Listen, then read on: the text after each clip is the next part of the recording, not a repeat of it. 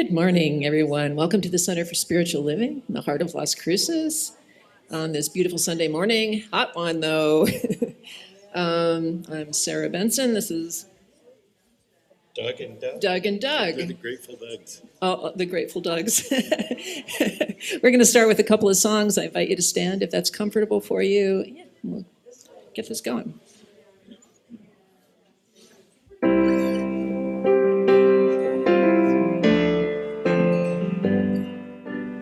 I love myself the way I am. There's nothing I need to change. I'll always be the perfect me. There's nothing to rearrange. I'm beautiful and capable of being the best me I can. And I love myself just the way I am.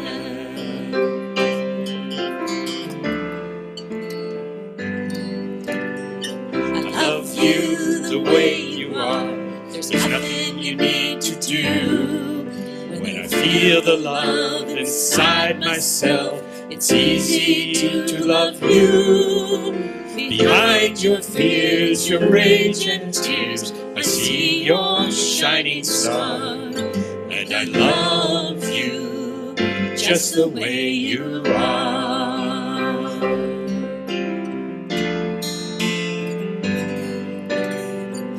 Of the world the way it is, 'cause I can clearly see that all the things I judge are done by people just like me. So till the birth of peace on earth that only love can bring, I'll help it grow, loving everything.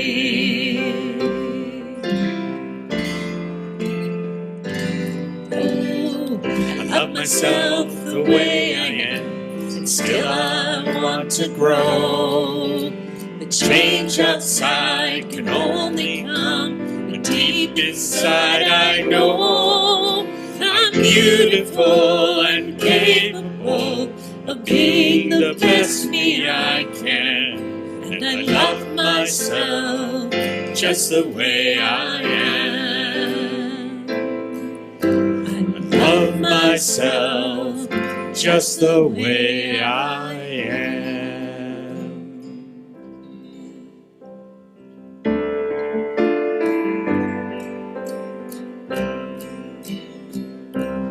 How could anyone ever tell you you were anything less than beautiful? How could anyone ever tell you you were less than whole? How could anyone fail to notice that your loving is a miracle? How deeply you're connected to my soul.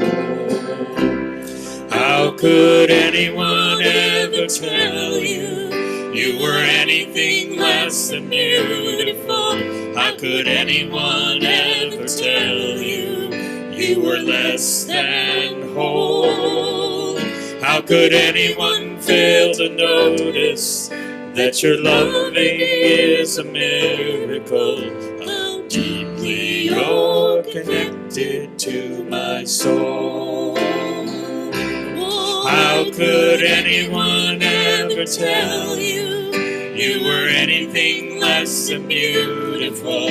How could anyone ever tell you you were less than whole?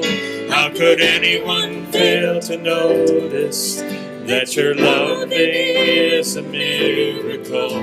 How deeply you're connected to my soul. How deeply you're connected to my soul.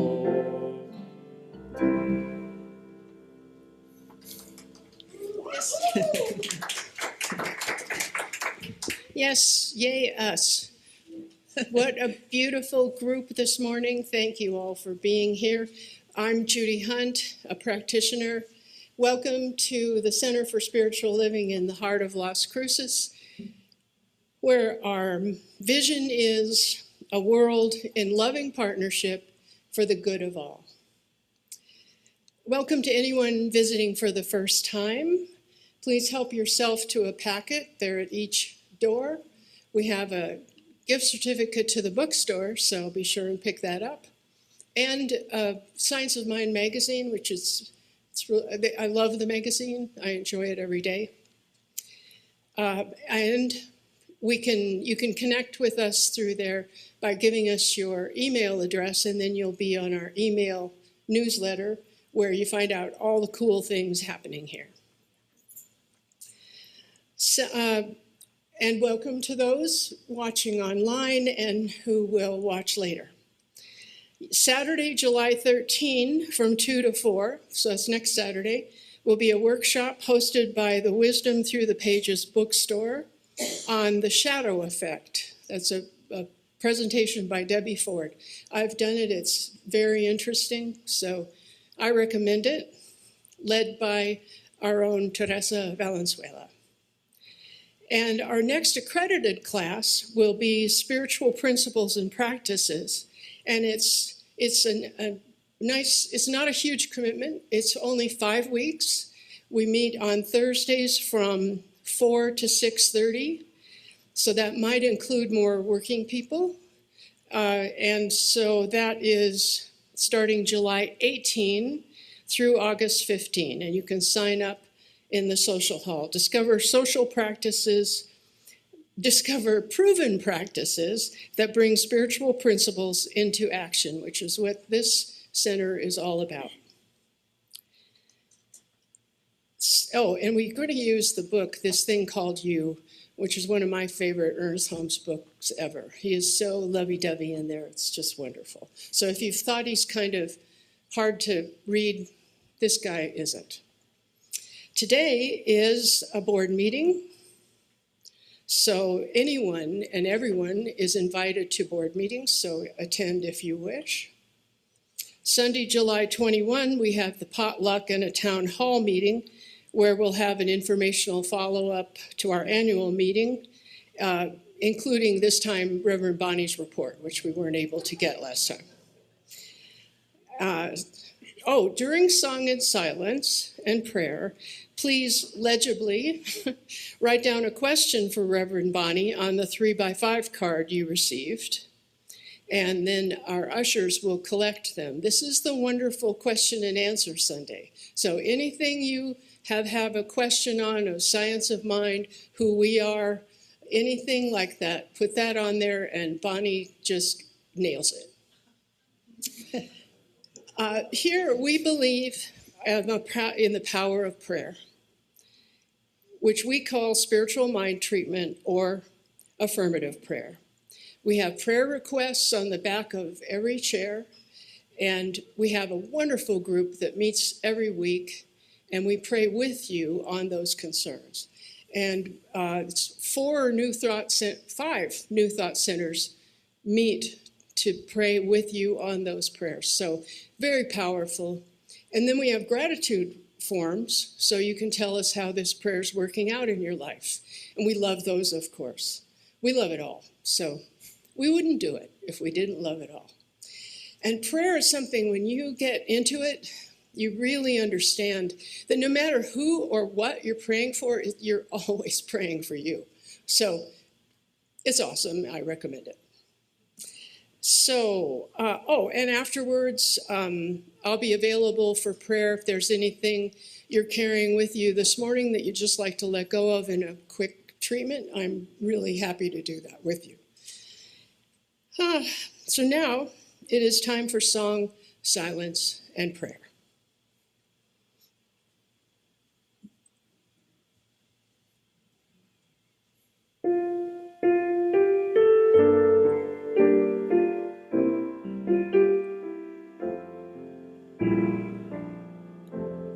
I'm here to remind you of your magnificence, to help you to wake to all the wonder that you are. I long to show you all the joy you're worthy of.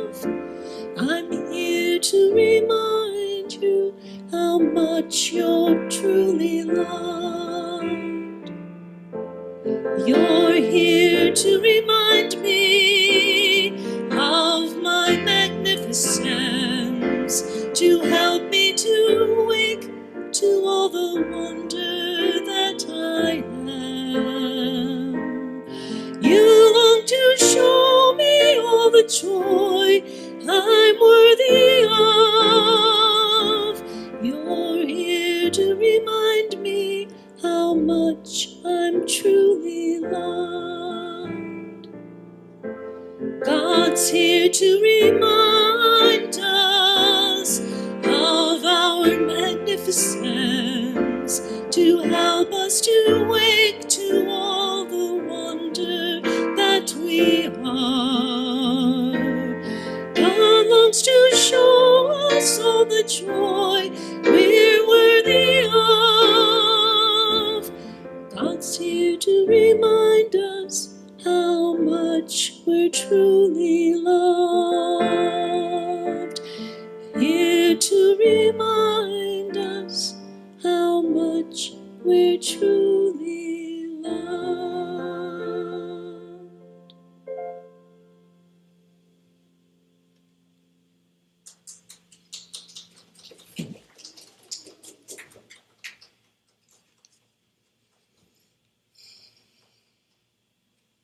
Let us take a moment in spirit, who is always reminding us of love. And let us be in that space where we are aware and deeply knowing of that always connection that we have, that peace and grace and ease that is always ours as we live in spirit and walk in spirit. We know that we are blessed to have this moment, to be here now, and we make the most of it with the love just pouring out of us. And so it is. Our reading today comes from the Science of Mind textbook by Ernest Holmes, starts on page 130. The law has done all it can automatically do for humans. It has evolved us to a point of individuality and must now let us alone to discover the secrets of life for ourselves. We are potentially free. No, we are potentially perfect, but free will and self-choice causes us to appear imperfect. In reality, all we can destroy is some particular embodiment of ourselves. The divine spark is always intact in potential humankind. The divine ideas are perfect, but our freedom of individuality causes them to appear imperfect. Through right thinking, we are able to uncover the appearance of imperfection and reveal the perfect idea. And so it is. Doug, you want to come up now? Doug Adams, and he's going to do our special music today.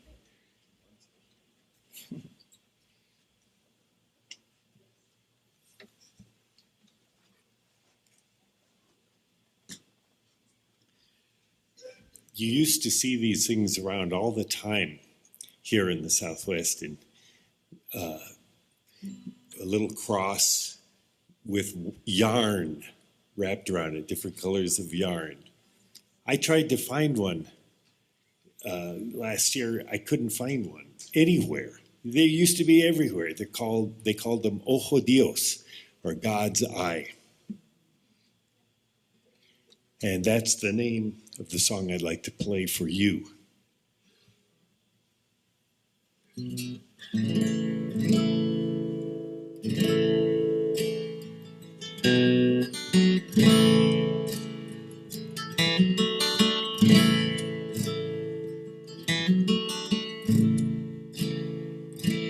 From New York to San Francisco, from the island to the bay, from Winnipeg to Juarez, taking back roads all the way. The Mississippi, the Missouri, the Colorado, and the Rio Grande. Every mile they flow through swamps and cities, canyons and delta sands. It's not that far in God's eye. From the tip-top peak of the Matterhorn to the bottom of the Indian Ocean, from Yang to Yin and back again, desolation to devotion. From Nebraska to Damascus, Albuquerque to the Ivory Coast. From your very first breath to the rattle of death, Mecca to the Holy Ghost. It's not that far in God's eye. It's not that terribly far, and it's not that staggering hard. Quicker than the blink of an eye, no heavier than a sigh, no planet so high. In God's eye.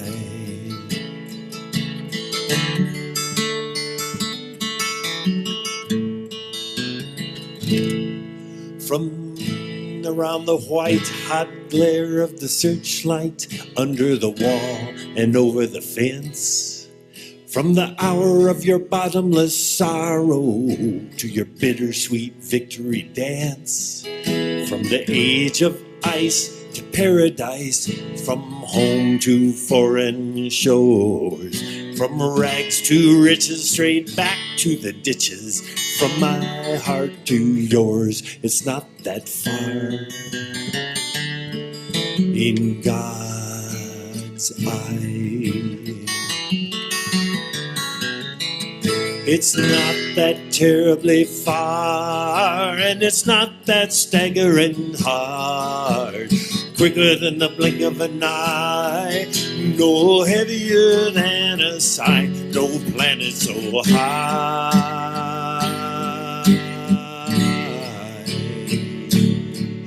In God's eye.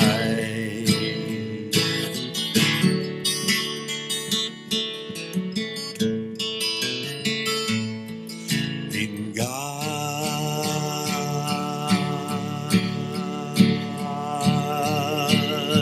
eye.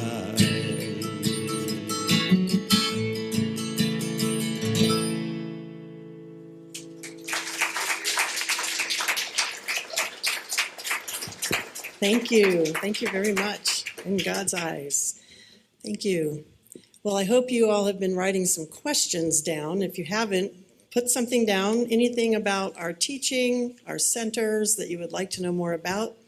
And when you get it done, send it to the middle, and our ushers will pick them up, and Judy's going to help me sort them as I get started.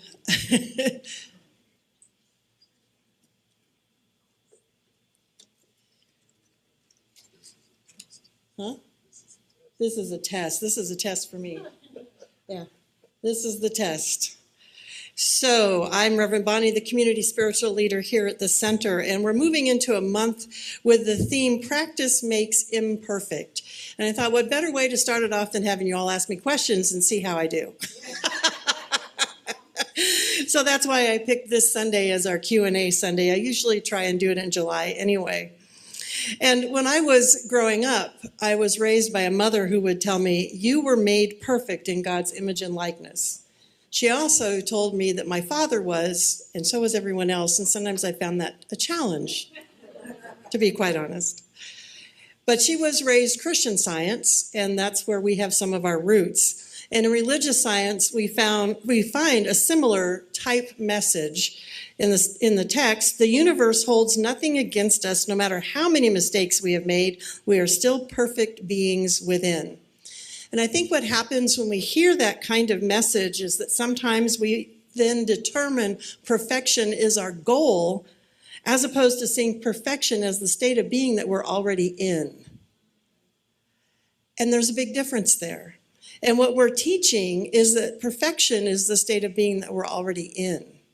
That in God's eyes, everything is perfect. We're seen as perfect. We are perfect. I was also told when I was growing up, you're not an average student, so C's are not acceptable. Only A's and B's are acceptable in this household. And so when I was in the Holmes Institute and working a job as well as going to school and trying to get all A's in all of these classes, my partner said to me, no one's going to look at your grades once you're done with school.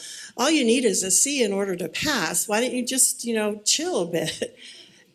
And I just sort of stood there stunned and went, well, what do I not do? I had no clue what to cut out to not have the A. And I know some of you all are right there with me.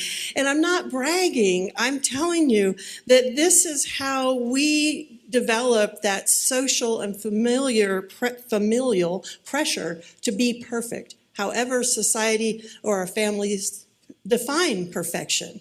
And that's what we sometimes are trying to live up to, as opposed to recognizing our perfection that is inherent in us already, and just allowing ourselves to express. So in religious science, I started to learn about that oneness and wholeness concept and this idea that we're already perfect. So I like to tell people that we are perfect in our imperfections. You are perfect in your imperfections. And so this month, as we look at this theme of, how do they word this, practice makes imperfect, I thought we could focus on how it is that as we practice these teachings, we allow ourselves greater self-acceptance. So I loved all the songs you picked today. They were perfect to remind us to love ourselves, that we are lovable, that we are okay exactly as we are, and that can allow us then to try out other ways of expressing, to venture out, knowing that it's all okay. That we don't have to just strive for what we call perfection. We can just try all kinds of different things. And at the Center for Spiritual Living in Albuquerque, where I consider myself birthed in this teaching, Reverend Patrick every year would take us out to the Sandia Mountains, and he would do a Q&A Sunday. And I was always amazed at how he could just answer those questions. And I thought, when I grow up, I want to be like him. So that's why I've challenged myself over the years to do the same thing. And I am going to allow myself to either be perfect in my imperfections or whatever as we answer these questions today. Again, from the Science of Mind text, God knows only perfection. When we know as God knows, our troubles will be rolled up like a scroll and numbered with past illusions. She's sorting these out for me. So we're categorizing a little bit. So I'm going to do my best, and you all, I know you all already know. So that's the one thing that's really cool about this teaching too. You ask a question, but you already know the answer. You really do. And when you take classes with me, we also remind you that what you're learning in class is just how to let out what you already know, to get more in touch with what you already know. So, according to Ernest Holmes, who is God? Who are we? And how does this give us confidence? Okay, just start off with a... Huh? The lightweight questions first. All right. Recap, that's right. Thank you, Pamela. Okay, so according to Ernest Holmes, who is God? Well, God is all of us. God is everything. God is the life force that moves in and through us. God is love. God is all of creation expressing in all of its diverse ways, but it's all part of the one. So who are we? We are part of that. We are God expressing also. We are part of the way that God expresses in the world. So how does this give us confidence? That is an interesting question, because how we gain our own confidence is definitely an inside job, I would say. You know, that depends on how you interpret that. I can't give you confidence. As Judy mentioned earlier, when we're praying for ourselves, knowing that we're one with you. So we're taking whatever you give us and looking at that as something within ourselves that needs to be worked with and getting clear in here. So if you need confidence, all I can do is work on my own inner confidence and know that as one, it kind of oozes its way out to you. And eventually you pick up on that, you get that, but it's going to be your own inside work. Pamela, she's going to ask more. Do you remember the time you were going to give a talk and the musicians didn't show up? So I said, oh, I'll just do these 2 songs. And your talk was Climb Every Mountain, and then you get to Holy Ground. And I sang Climb Every Mountain and on Holy Ground. And so we're one. Yeah, we could. One mind, and we can be confident that it turns out for the best. Okay, so she wasn't on a mic, so I have to re-say that for the tape, so so that everybody knows. So she mentioned that years ago, no, I don't remember, I'm sorry, that I was supposed to speak and the musicians didn't show up. That sounds like a time when I might have clocked out just going, okay, God. And Pamela was willing to sing, and she happened to sing the songs that were perfect to what I was speaking about. And that happens here a lot. I don't confer with Sarah. I didn't confer with Mary Lynn. And it always seemed like the music supports the talk. It's perfect because we are all one. And so it's all expressing as one. How does that give you confidence? I don't know. For me personally, when I have seen, even in times when things are not going the way I would like them to go, I have seen how, all right, well, this showed up, this happened, I was given the space that I need for whatever it is. So even though I might not like the situation, I feel like it's still in divine order. And that gives me confidence to keep moving through life. So I don't know if that answers your question, but thank you, Judy. I knew I need water. We have a founder that believes in the great, that's why we said legible, great something aider. I don't know. So why do we, were you able to read these? Why do we know more about our founder than about the, creator? Okay. All right. We have a founder that believes in the great creator. So why do we know more about our founder than about the great creator?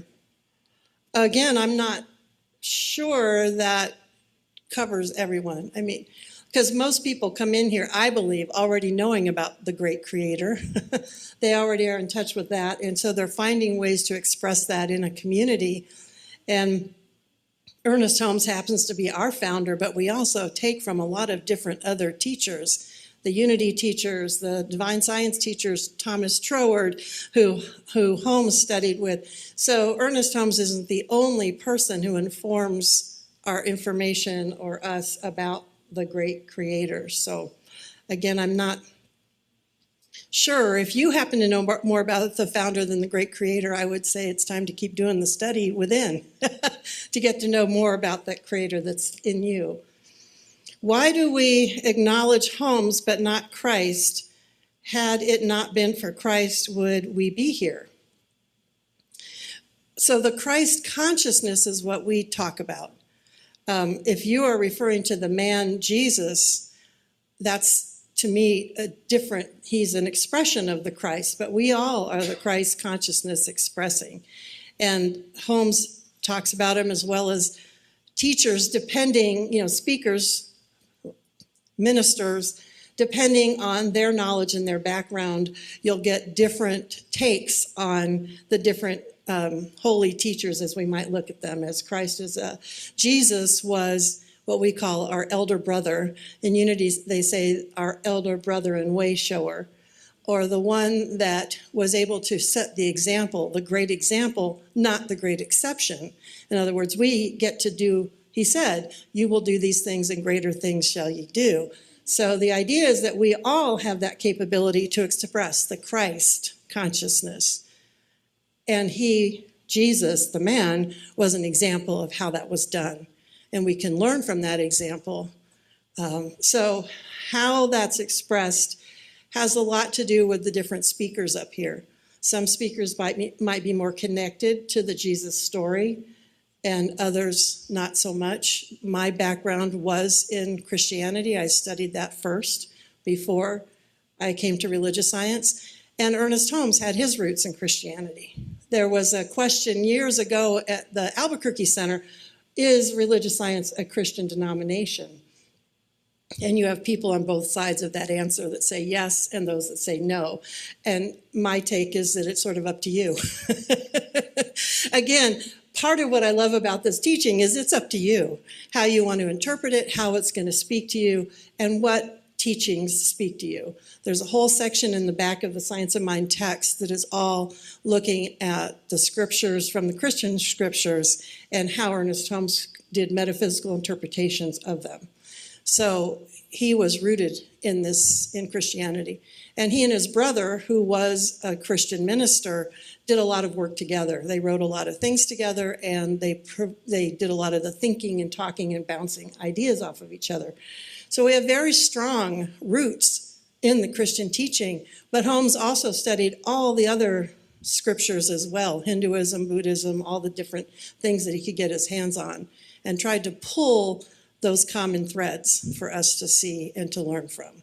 So when it says, why do we acknowledge Holmes but not Christ, I'm going to say that's probably you saying to me, why don't you? Because if it's not happening here in the amount of ways that you would like to see it, that's probably because of my expression. And whoever else is speaking up here, it's not because it can't be done or isn't done, depending on the minister and the congregation. So I hope that answered that. What does Science of Mind teach about the relationship of the individual to the whole? Okay, we have talked a lot about that. So the relationship to me of the individual to the whole, the way it was described once that made a lot of sense to me was you take a thimble and you take a little scoop out of the ocean. The individual is the water in the thimble, and the ocean is the whole. Our relationship to it is whatever's in that thimble has everything in it that's in the ocean. It's just a small piece of it. And I always loved, maybe I can do this. Oh, come on, pin.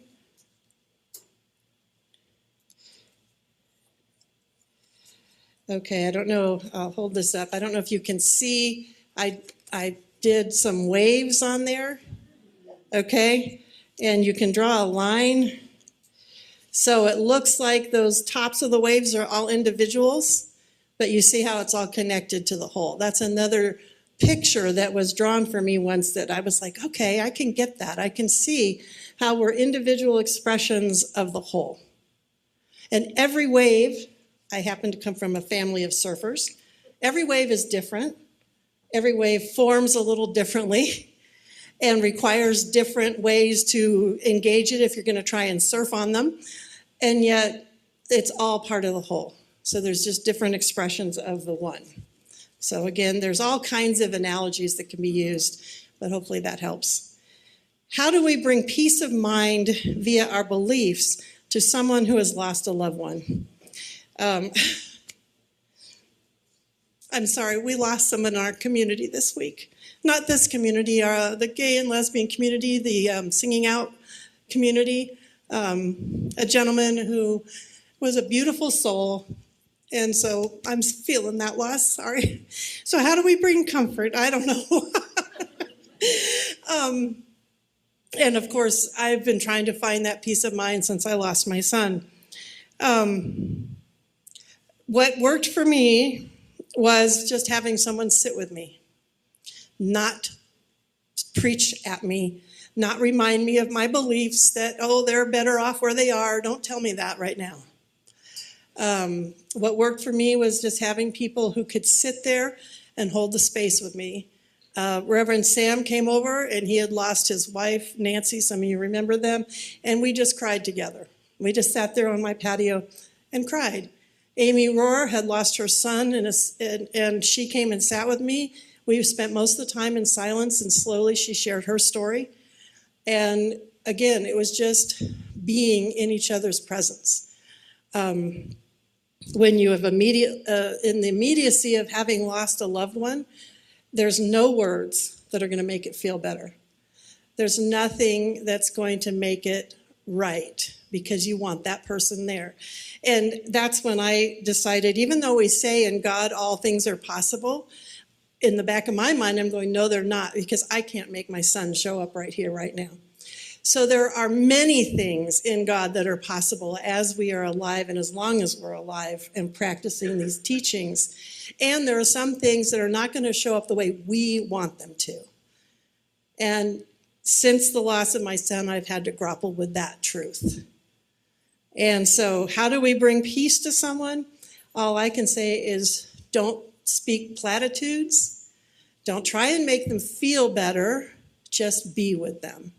And I know a lot of people in here have experienced grief in the last several years, and I don't know if you would agree if that is what works, but that's what worked for me. I told Lillian when she came to sit with me, don't even mention our teaching right now. I don't want to hear it. I know it. I don't want to hear it right now. That's where I was at. Teresa came and sat with me too right away after it happened. And that's what I said, And they were gracious and just sat with me. And that's the only thing that was working. So I don't know if that helps anyone else, but for me, in those moments, all the words don't make sense. In fact, I got so many cards that have all those lovely sayings in them and all that, oh, he's better off where he is, and all that stuff that they tell you. I put all those cards away and bring them out at the anniversary of his death and read them. And each year I can take a little more in of the truth that was in those cards. But in the moment when it happened, I couldn't. I just put them away. So what does Holmes write about the afterlife? Holmes... There's a section, I think it's around page 385, because I read it often at memorials in the text, where he addresses that. But the majority of what he said, what I gathered, this is my take, is that he says what we're focused on is the current life. We create heaven and hell right here, right now. It's our state of consciousness. He personally believed that our soul lives on eternally. He said, but that's something we're going to find out when we get there, So he talks about the belief in eternal life of our soul as bringing us peace and something that we can bank on. He did not believe in reincarnation in the way some people do, that they would come back as a person. He believed that the soul would evolve on beyond humanhood into something else. But that was his teaching, and he made it clear, this is what I believe. He wasn't trying to tell us that's the way we all had to believe. So we have many people in our communities that believe different things. And so when I do a memorial with someone, I try and find out what they believe and support them in that process. And again, when you want to know how to bring peace, you sit with someone, what do they believe? Where are they at in this teaching, in this belief system, in their own belief system, and you support them where they're at. And just, I always go by, again, to quote Jesus, supposedly, it's done unto you as you believe. So whatever you believe, that's probably what you'll get. Who knows? But I don't know that there was a specific teaching that is religious science about the afterlife.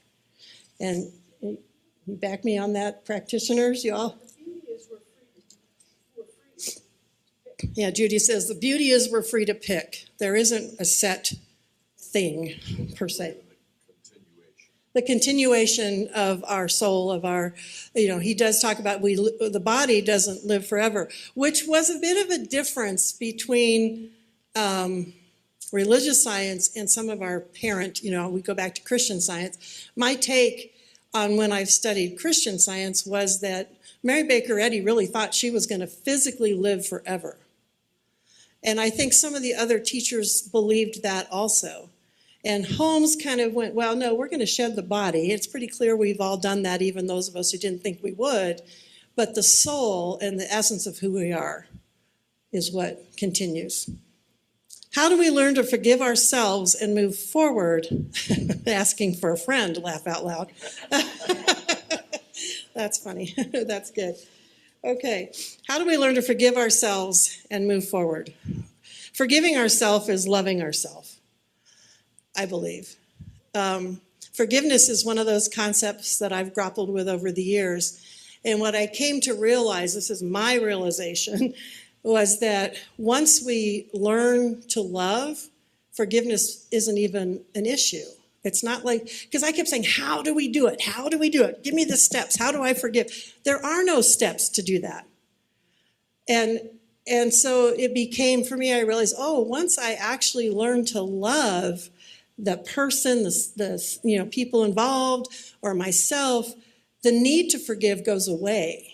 So there's nothing to do, in my mind, about actually forgiving. It's learning to love. So when I had a situation where I was really upset with myself, I got the book again from practitioner Lillian, gave this to me, and it's called Love Yourself Like Your Life Depends on It, because it does. And I know many of you got that as a gift from me because it meant so much to me when I read that. And in there, the mantra was to just say, I love myself. I love myself. And so all I could do at that point when I was so upset with myself is anytime I started to get mad and angry and go into tears and all that, I would put my hand on my chest and just say, I love myself, I love myself, I love myself. It became my mantra. And it wasn't that I believed it in that moment, but I needed to hear it and say it until I could get past that experience. And I'm still mad at myself for what that happened. And again, that was like 4 years ago, but it's less of has less impact as a trauma. And it's more of a, okay, yeah, that was not good. And I just have to remind myself, I love myself. So to me, that is the healing power. I talked about that last week, or last time it was last week. The healing power in the universe, the grandest healing power is love. And so to me, that's the only way to move into a space where forgiveness isn't even necessary. And I believe that's why they say that that quote that I just read, Ernest Holmes, let's see, only knows perfection. It doesn't matter what we've done. God is love, and that's all it knows is love. There's no need to forgive. Can man rule himself without a God?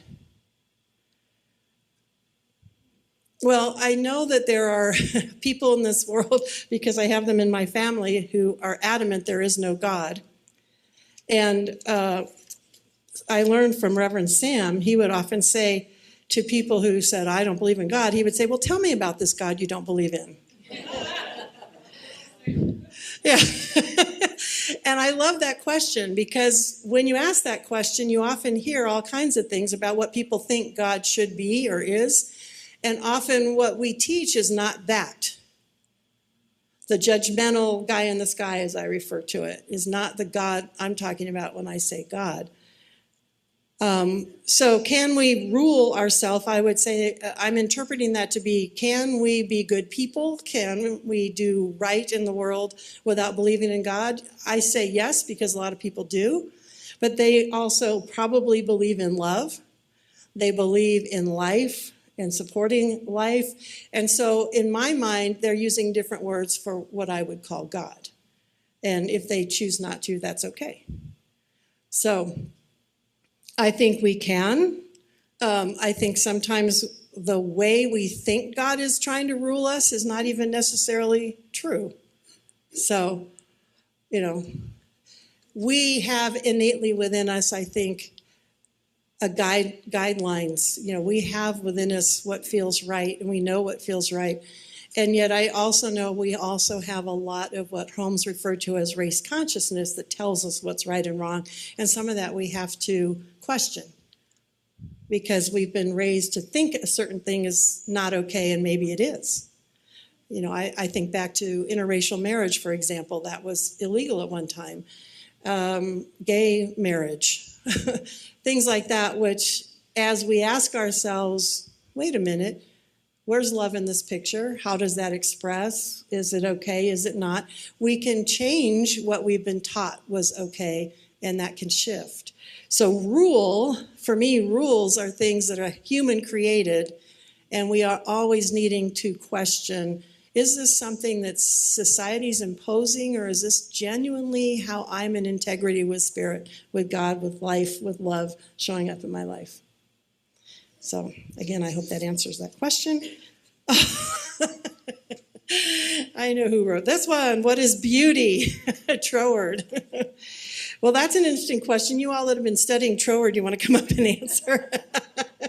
What is beauty? Beauty is one of those words that I know, again, some of our metaphysical teachers use as an expression of spirit. You know, what is beautiful, we perceive as beauty. We see God in what is perceived as beautiful, sunsets, flowers, our puppies, whatever, you know. So what is beauty, in my mind, is going to be, again, something that you perceive through your eyes as the expression of God that you are, or spirit that you are. And we are all taught different things. Something just popped into my mind when I was raising the child that I refer to as my daughter, and I was doing dishes and looked out the window, and this man, a young man, walked down the street, and his hair was spiked straight up in these red spikes, and he had on this black jacket and black lipstick and black around his eyes. And as he walked by, I went, I had always wondered what would challenge me, like long hair and no bra and baggy pants challenged my mother. And I went, well, there it is. And I realized, though, that that was because of how I had been taught to perceive beauty. And one of the things I learned from Reverend Patrick was when it came to the youth, anything went on the platform. He just wanted them there. And we had all kinds of youth that showed up, you know, their midriff showing, their hair every which way, whatever. Some of them put on a suit and tie. They were all welcome, they were all received with love, and they were all treated the same. And that, to me, was a real message and lesson in what we're really about. So what's beauty? As they say, it's in the eye of the beholder. It's how you perceive it, and then you can ask yourself, did I learn that from someone, or is that genuine beauty? If we manifest our experiences and something bad happens, isn't that like blaming the victim? Yes, okay. So I thank you for that question. So again, we talk about the ability for us to create circumstances. That's one of the core beliefs in that, what we believe. And we talk about our ability to manifest in our life. That's why we do treatment. That's why we teach affirmative prayer. That's why we teach affirmations. And again, what I have come to believe, and that's really since my son's death, is there are things that are going to show up in our life that we did not create. Now, years ago, Reverend Patrick actually showed up to service late one Sunday. And what had happened is he'd been in a car accident on the way to church. And he talked about it, and I was just an interpreter. That's what I did in the beginning, is I interpreted for the service, and I'm listening to him. And he said, I didn't ask to be hit by this guy who happened to run a stop sign. And that's when I started questioning this. How does that work? How do we manifest some things? How do some things show up? And did we manifest that? And of course, once the beginnings of the shock of my son's death started to wear off, of course, I've asked myself, did I do something to manifest that? Was there some way that I brought that into my experience? And I think maybe on a grand scan there might be, I don't know, but I don't believe that. There was nothing in me that wanted him out of my life. And so I do think some things just happen. And so we have been working for years in this teaching to not do that blaming the victim thing, where in the past somebody's sick, oh, what'd you do to manifest that in your life, you know?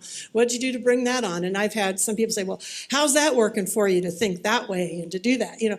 So we have had our times in this movement when there has been that feeling. And I've had people say, oh, I can't go to church like this.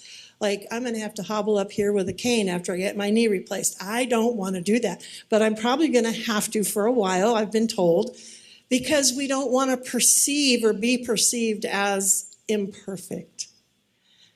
And yet we know that healing process is going to take time because of the physical plane, even though the perfection is there on the spiritual plane. And so I think it doesn't serve us to blame the victim. I know when you have a quick loss in our lives, we didn't ask for that. You know, the partners of the people who've lost someone quickly also don't ask for that. They're enjoying life. So it's a matter, in my mind, of knowing when we're manifesting. We can do that. I've seen it. You know, they used to say parking places, princes, and palaces. I've seen it work. My grandmother always said when we needed a parking place, love makes radiant room, and we would get our parking place. That was her affirmation. I've seen that work. I have been healed when my mother has been on the phone with a practitioner as a child and she's gotten off, and I have felt well when I had felt sick when she made the call. I have had those experiences, and I don't believe in blaming the victim.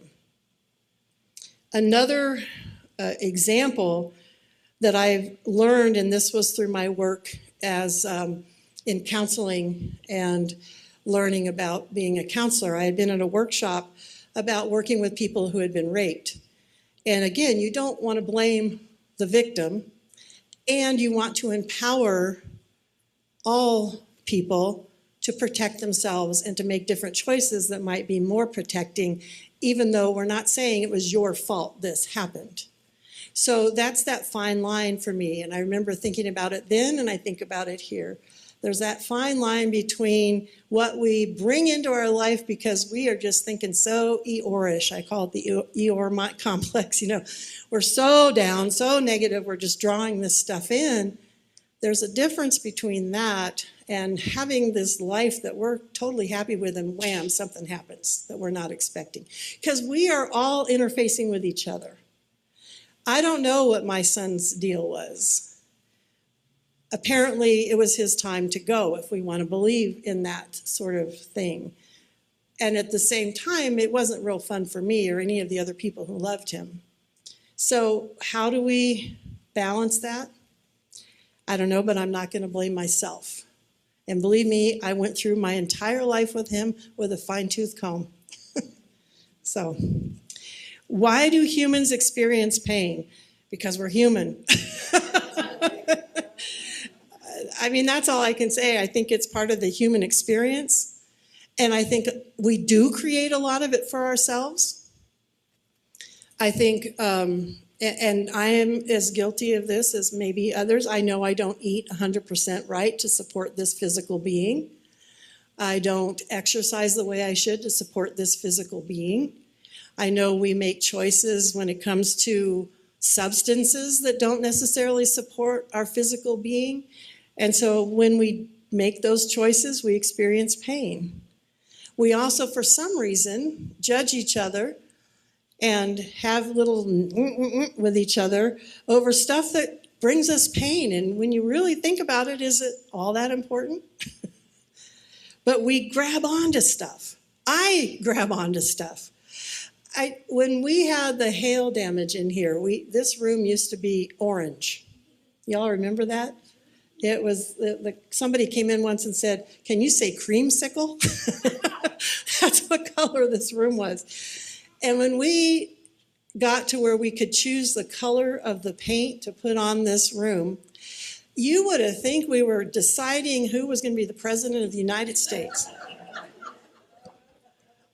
The things I was told by some people, and the accusations that were made about the process, and I was trying my best to incorporate everybody in that decision-making process. So we humans can create a lot of interesting things for ourselves as well. I'm serious. It was all about the paint. So I don't know. I just think it's part of our process, and that's part of what we're here to learn. is how do we learn? That's been my thing about this community. We are practicing with each other to be at peace with each other, to be accepting and open to each other, even when we are on different sides of the political aisle, even when we have different backgrounds, like economic experiences. We're learning here so we can take it out there. And my hope is that someday, as more and more of us learn it in these small communities, it spreads, and maybe we will have world peace someday. But it's going to require that we learn how to let each other be the expression that we are and see that perfection in all of its diversity. That's my belief. I'm looking for any recommended courses or literature to help explain the center to my daughter in a kid-friendly way. Oh, good. Okay.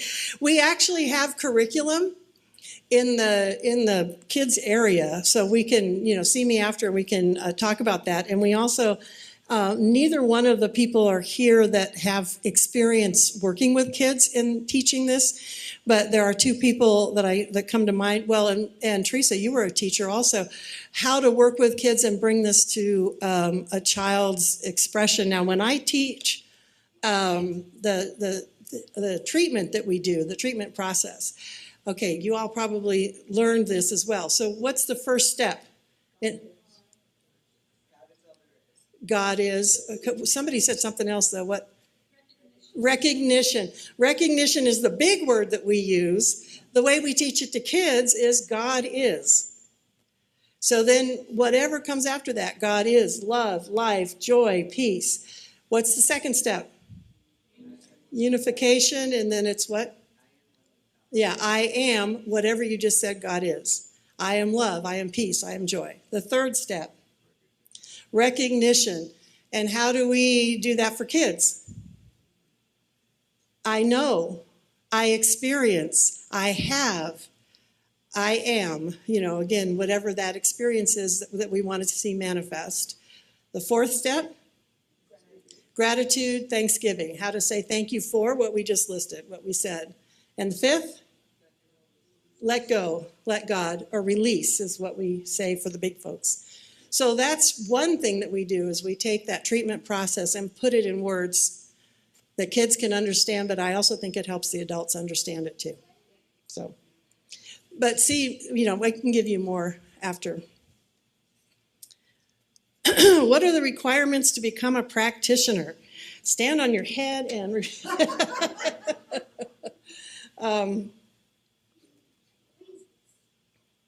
there are accredited classes. So we just mentioned that the next accredited class that we're going to teach is the spiritual practices and principles. There are accredited classes and they have to take certain ones in certain categories, and I've got a little chart for you that you can see if you're interested in becoming a practitioner. So they take these classes, which usually take, I'd say, about 2 years to get through if we're teaching them at a fast enough pace. And then there's 2 years of training just specific to saying, yeah, I think I want to go down this path. Of course, at any time you can decide you don't want to be while you're going down those 2 years. The first year is usually spent looking at their own consciousness, going within whatever isms they might have challenges with in the world and life. They're working on themselves. The second year is focusing on how to do spiritual mind treatment with somebody else, how to do what we would call not counseling. We try not to use that word, but people understand that. When you have a session with someone, you talk to them, you listen to their situation and help them get to that hidden belief that might be in there that could use some work, that they might want to see in a different light. So they do practice sessions with people and they practice that process. They also get comfortable up here because they get to help on the platform. So we have them use a mic. Practitioners also can do memorial services, so they get to practice that at one point. So there's 2 years of the second year, which is focused on sort of the duties that a practitioner does. Is there more to that question? Did that answer it? I don't know who asked it, but that was the last one. I've never gotten through all of them before. Yay, and it's right at noon. Thank you so much for listening. I want to conclude. I want to conclude with one more of Ernest Holmes' words of wisdom. Even now the divine reality is accomplished in infinite mind. Within each one of us is an indescribable and eternal God-intended person, a perfect being, our perfect being. Always the idea of perfected person must have been in the divine mind. Involved within the cause is the effect. And in the mind of the eternal, we must be perfect. God is perfect mind and cannot conceive imperfect ideas. Hence, the idea of each one of us, as held in the mind of God, must be a perfect idea. The perfect person is the only person God knows. And so it is.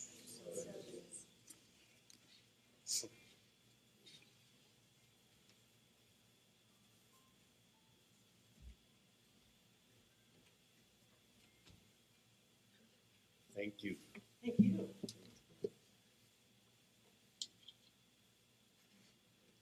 And thanks to the community for inviting me here today.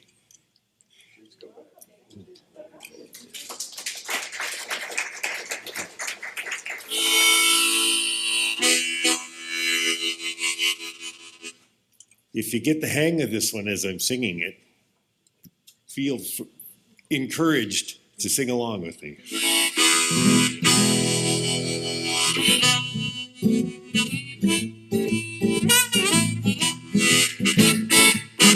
It's all about spirit, spirit, spirit.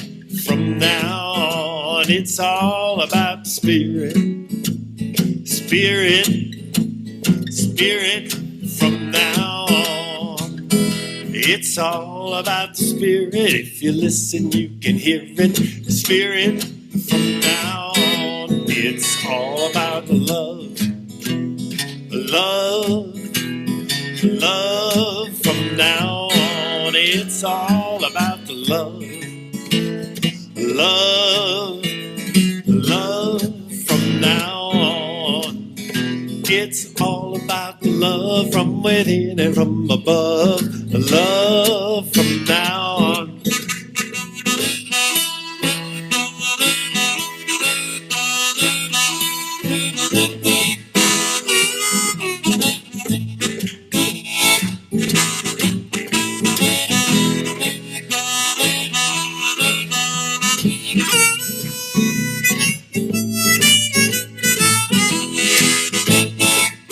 It's all about joy, joy, joy. From now on, it's all about the joy, joy, joy. From now on, outside the storm is raging, we got joy at our foundation.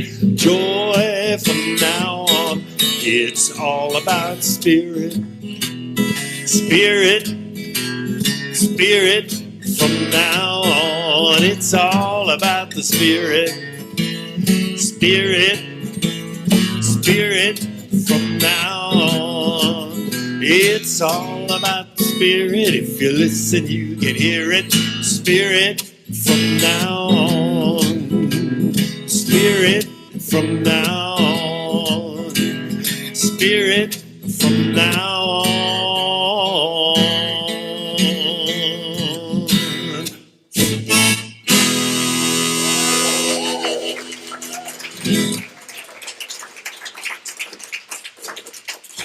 See, perfect. Just perfect. Thank you. And so I'm going to quickly take us through this offering time, this time when we think about giving back to the center, and consider giving back to where we support you being you in all of your perfection. And this month, 10% of all that comes through the center is going to Mesilla Valley Community of Hope. And it is their mission to promote dignity and empowerment among the homeless population by providing shelter services, case management, income support, and permanent housing programs in Las Cruces and Doña Ana County, New Mexico. Their vision envisions a world in which homelessness and poverty are eradicated. He said they really helped him and his family when they moved here. So we're grateful they helped you, grateful that we can give 10% of all that comes through here to help them this month as they help others. And so let's say our blessing together. Shortly. Divine love through me blesses and multiplies all that I have, all that I give, and all that I receive. Thank you, God, in me. And we're actually going to pass the plate again. We're starting that again as we sing our song.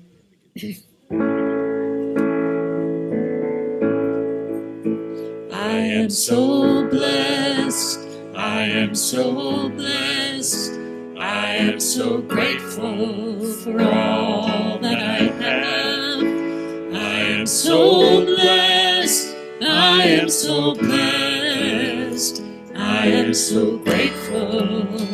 I am so blessed.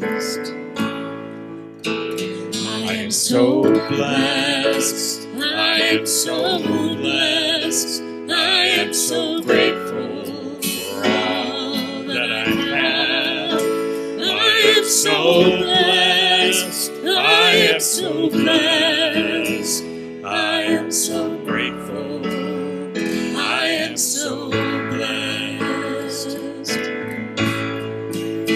I am so blessed. I am so blessed. I am so grateful for all that I have. I am so blessed. I am so blessed. I am so grateful. I am so blessed. I am so grateful.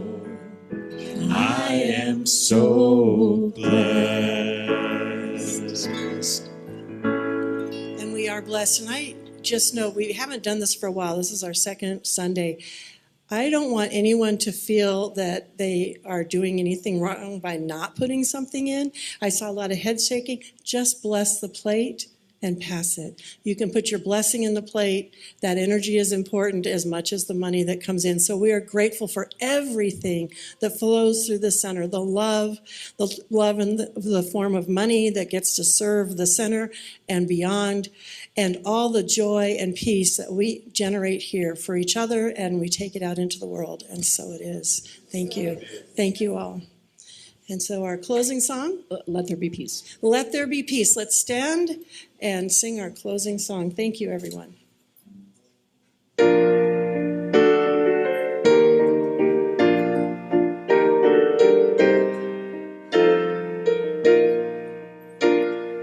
Let there be peace on earth, and let it begin with me.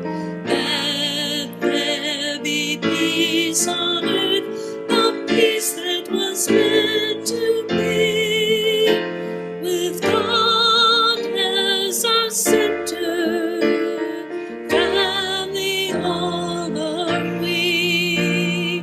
Let us walk with each other in perfect harmony.